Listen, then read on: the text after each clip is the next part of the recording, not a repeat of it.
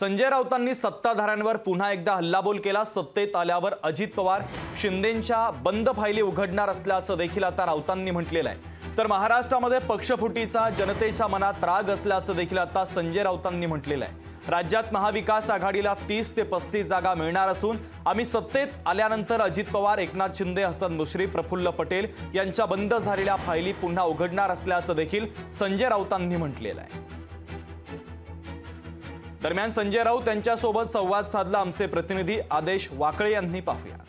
सध्या महाराष्ट्रामध्ये दुसऱ्या टप्प्यात लोकसभेसाठी मतदान पार पडतंय आणि या सगळ्यावरती बोलण्यासाठी सध्या उभाटाचे नेते संजय राऊत आपल्या बरोबर आहेत। त्यांच्याशी आपण चर्चा करणार आहोत व नक्की त्यांना नक्की ह्या संपूर्ण निवडणुकीबाबत काय वाटतं हे जाणून घेऊया। काय सांगाल, आज दुसऱ्या टप्प्यासाठी मतदान होत आहे, कसं याकडे तुम्ही बघता आणि काय सांगाल? अशी म्हणालो की पहिला आणि दुसरा टप्पा मिळून 13 जागांवर मतदान, या 13 पैकी किमान 10 जागा महाविकास आघाडी जिंकेल, हे स्पष्ट दिसत आहे। अजून 3 टप्पे होतील। मला वाटतं की आम्ही संपूर्ण महाराष्ट्रात 30 ते 35च्या दरम्यान जागा जिंकू, असं मी खात्रीनं सांगतो। सध्या ईडी असेल, सीबीआय असेल, या यंत्रणेचा गैरवापर सर्रास सुरू आहे। आपण सत्तेत आल्यानंतर याच्यात काय बदल होईल? नक्की बदल होईल।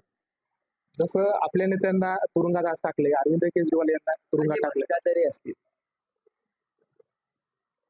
त्यांना नक्कीच जबाब द्यावा लागेल। आज जे घाबरून आपला भ्रष्टाचार दडपण्यासाठी त्यांच्या फायली बंद झालेल्या नाही आहेत, त्या उघडणारच आहेत। मग अजित पवार असतील, एकनाथ शिंदे असतील, हसन मुश्रीफ असतील, प्रफुल्ल पटेल असतील, यशवंत जाधव असतील, सगळ्यांच्या फायदे उघडणार। नक्कीच होते संजय राऊत आणि नक्कीच सगळ्यांच्या फायली ह्या सत्तेत आल्यानंतर उघडू, असं त्यांनी सांगितलं। कॅमेरामन सचिन सर, मी आदेश वाकळे, लोकशाही मराठी, आम्हाला